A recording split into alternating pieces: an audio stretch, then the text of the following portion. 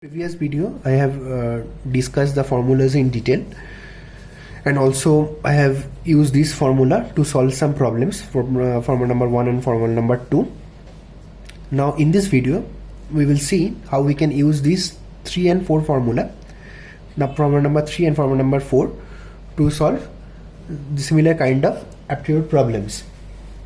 And I have also given the link of the previous video in the description. So if two trains having velocity v1 and v2 and lengths L1 and L2 are moving in the same direction, then we'll cross each other in this time L1 plus L2 by v1 minus v2, where v1 is greater than v2. And if v2 is greater than v1, then this formula will be v2 minus v1. And this is for if they are moving in the same direction. If they are moving in the opposite direction, then in a similar case the time taken will be L1 plus L2, sum of their lengths by sum of their velocities. So in this video we will use this formula to solve some problems. So in the first problem they are saying like two trains of equal length are running in parallel tracks in the same direction with velocity 46 km per hour and 36 km per hour. They took 36 seconds to cross each other. Calculate the length of each train. So here v1 is 46 km per hour, v2 is 36 km per hour. They are moving in the same direction, so the formula will be L1 plus L2 by v1 minus v2 equal to time taken. So this will be the time taken to cross each other. Now their lengths are same. It is mentioned like the two trains of equal length, so L1 equal to L2, so I have put as L1 equal to L2, then this will be 2L1 because L2 is also equal to L1, so this is 2L1. Now v1 v2 they have given, so v1 minus v2 is 46 minus 36, 10 km per hour. So in this type of problems we have to convert this into meter per second. So the to convert kilometer per hour into meter per second, we have to multiply with 5 by 18. So 10 km per hour is equal to 10 into 5 by 18 meter per second. If you have to convert the unit from kilometer per hour to meter per second, we have to multiply with 5 by 18. So v1 minus v2 will be equal to 10 into 5 by 18, that means 50 by 18 meter per second. So v1 minus v2 is equal to 50 by 18 meter per second.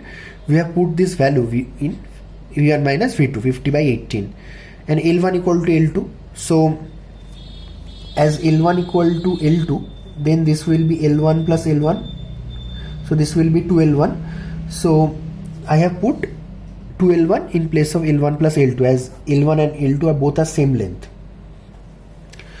Okay, so if we solve this problem, then 2L1 by 50 by 18 is equal to 36. From here we will get L1 equal to 50.